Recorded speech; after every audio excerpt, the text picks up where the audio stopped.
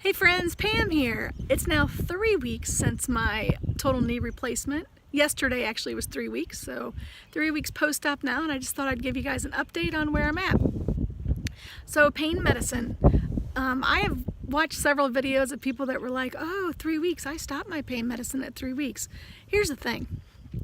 If I take a Percocet, just a Percocet 5, nothing huge, if I take a Percocet an hour before I'm going to do my exercises, I can do a lot better. I can bend my leg further, whatever.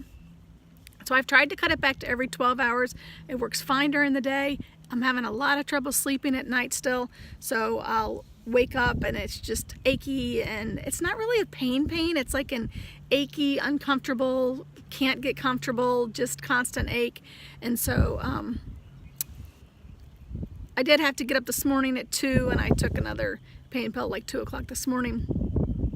So that's kind of that's still 3 times a day. So we'll see. I took it at 10. I'm going to try to take it around 9 or 10 tonight and see if that doesn't hold me through the night. I don't know. Sleeping is an issue still. Emotions are kind of all over the place still, which is pretty common after a major surgery. You know, one day you're like, oh, everything's great, and the next day you're like, oh, this is terrible, I'm never getting better. So definitely a lot of ups and downs still, and that is to be expected for a while still, just from, I'm sure my hormones and everything got all out of whack from the surgery. I'll show you my incision here. It looks pretty good. This is all dry skin around here. You can see there's some like dark stuff on here. There was a dressing on here that had seriously sticky tape that I was allergic to. I don't know if you can see it, but there's little like bumps here. Anyway, that had to stay on for 3 weeks, so I just took that off this week, and I've just been kind of picking at this adhesive that's left there. But the incision looks great. I haven't had any problems with that at all. Now, I've mentioned before, but if you're new to the channel, you're watching this, you're getting ready to have a knee replacement, or you just had one, I am not going to physical therapy. My insurance would not cover physical therapy visits, so I had physical therapy came to the house twice that I had to pay for out of pocket, and they gave me a whole big list of exercises to do progressively going forward as I get a little further down the line. Walking, I am not using the cane now. I used the walker for a week. Last Wednesday I switched to a cane, and then just yesterday I got rid of the cane. I do use it sometimes. I use it for the stairs, and that's because I'm really working on my form and walking correctly, and not before surgery my leg would kind of go out to go up and around instead of bending appropriately. So I'm using the cane on the stairs just so that I can work on my proper mechanics for bending that leg up and down the stairs. I kind of have to retrain it.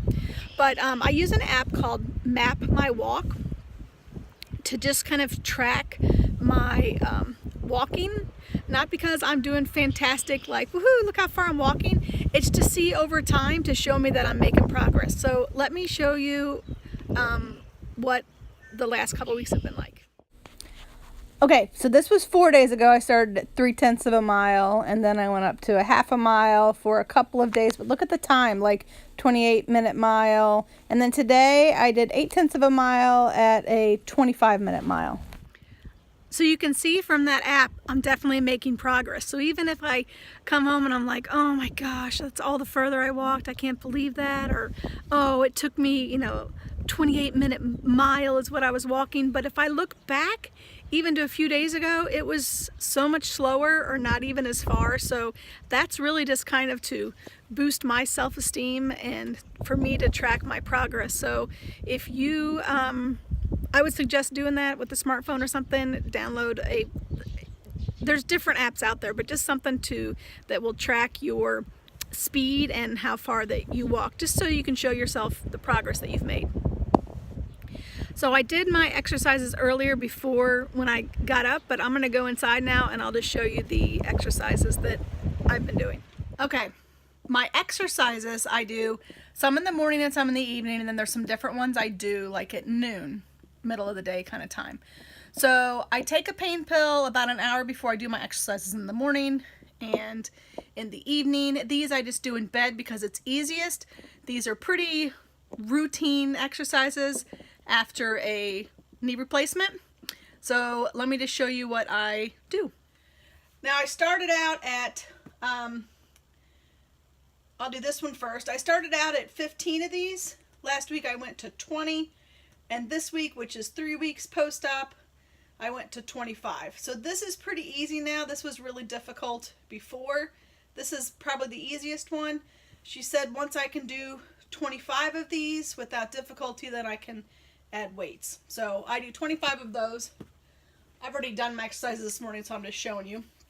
Now the one that's still the hardest, that pulls the most, I take a belt and I put it around, not this foot, put it around my other foot, and then I pull up. This is probably the hardest one. So I pull it as far as I can and then just stretch it a little bit further. So this is the one last week I was at a 90-degree angle.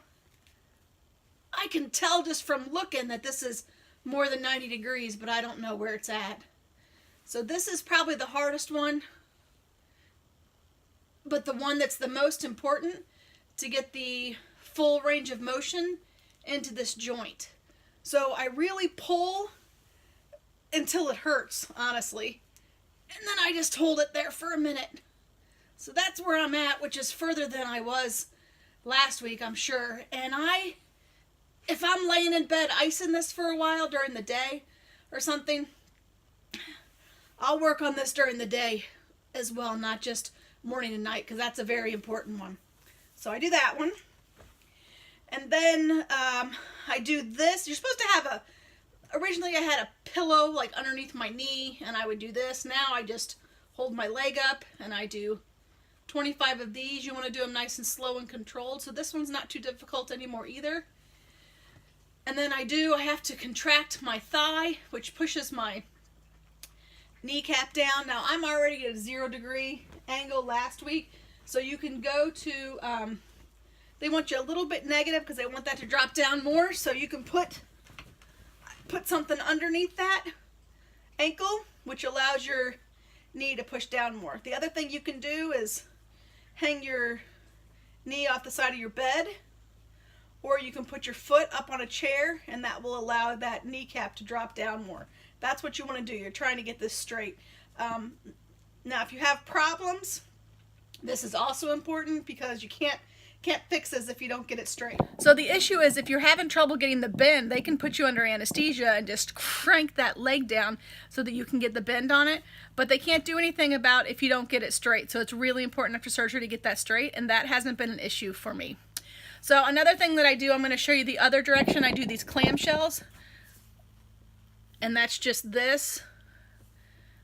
Not really a big deal, but it's working these muscles here. And then I do these, and then I do this to work the inside. And that's pretty much it. That's pretty much it for the morning and evening exercises.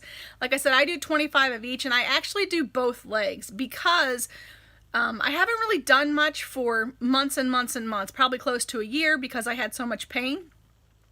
So I do both of them because they both need to be strengthened. And once I can do 25 without any difficulty, then I can start adding some weights in, but I'm not there yet.